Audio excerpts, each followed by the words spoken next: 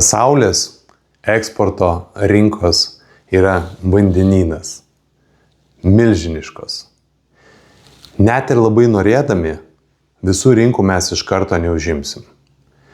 Čia klientui padedam įsiaiškinti, nes vis tiek jis buvęs kažkokiose parodose, kažkur tai keliavęs, kažkas kažką pasakęs, matęs pats, skaitęs, girdėjęs, domėjęs į savo rinką.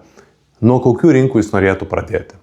Aišku, į mane dažniausiai dėl mano knygų 500 dienų su Saudo Arabijos princu ar mano istorijos kreipiasi dėl Persijos įlankos šalių, nors mes taip pat eksportuojame ir į Kiprą, į Graikiją, į Vokietiją, į Skandinavijos šalis, į kitas šalis.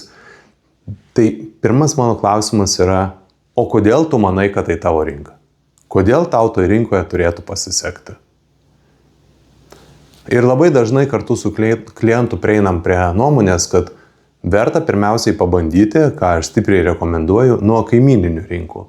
Nuo Baltijos šalių, Lenkijos, Vokietijos, Skandinavijos. Ir tai duos mums gerą indikaciją apie mūsų produktą. Galim iš karto be abejo, jeigu klientas turi įrodymus, aš norėčiau turėti įrodymus, kad jam seksis Persijos įlankos šalyse ar Jungtinėse Amerikos valstijose. Galim ir ten. Bet klientas turėtų pats pasakyti, ne mes atrasti, kokios tos jo šalis ir kodėl. Vėlgi, įdant tam, kad koncentruotume savo laiką, savo pastangas, taupytume resursą ir pirmiausia eitume ten, kur didžiausiai tikėtinas pardavimas.